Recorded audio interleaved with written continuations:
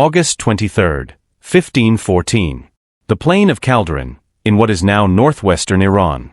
On one side, an army built almost entirely around cavalry, led by a young ruler many of his own followers believed to be touched by the divine.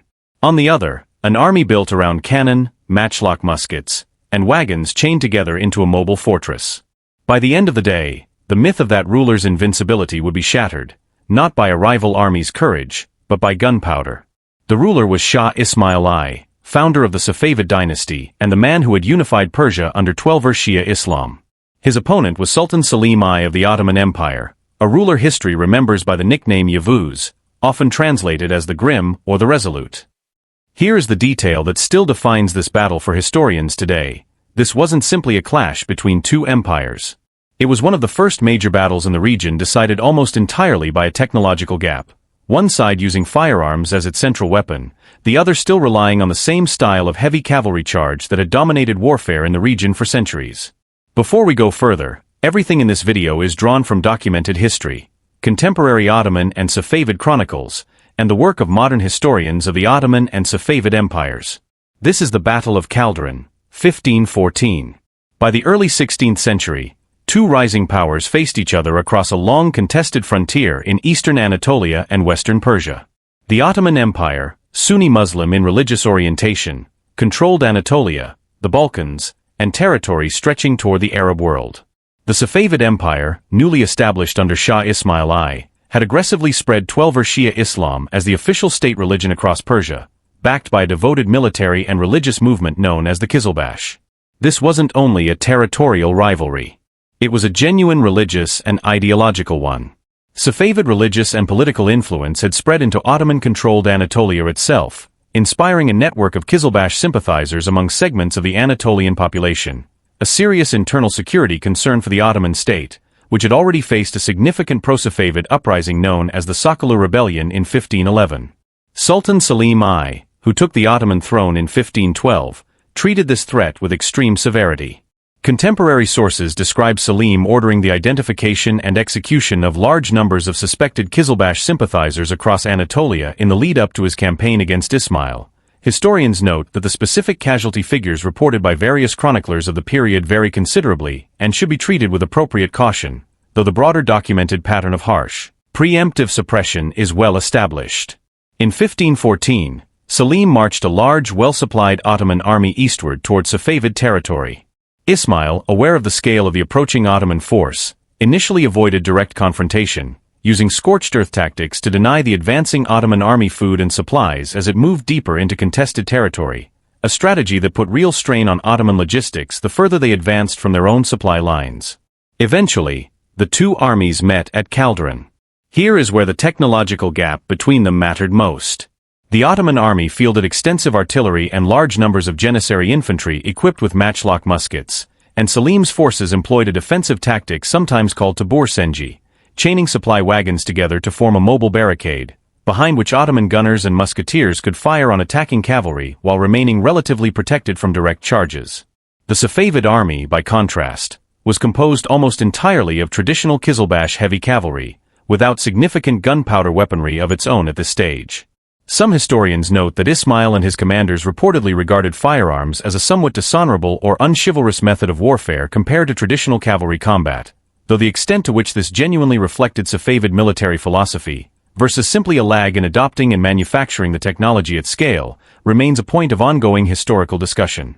When the battle began, Safavid cavalry launched repeated courageous charges against the Ottoman lines. On the flanks, Safavid forces achieved some genuine early successes against Ottoman positions. But at the center, Ottoman artillery and musket fire, delivered from behind the protection of the chained wagon line, inflicted devastating losses on charging Safavid cavalry who had no equivalent firepower to answer with. The battle turned decisively in the Ottomans' favor.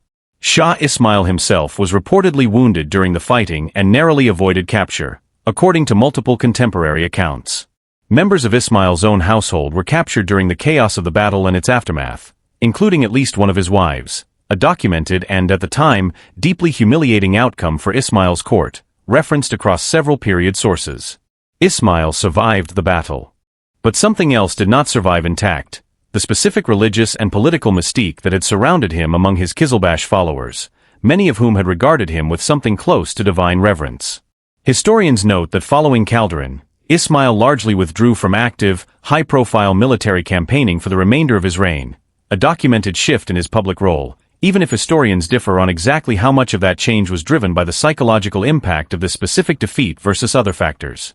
Ottoman forces went on to occupy the Safavid capital, Tabriz, shortly after the battle. However, Selim's army did not remain there permanently.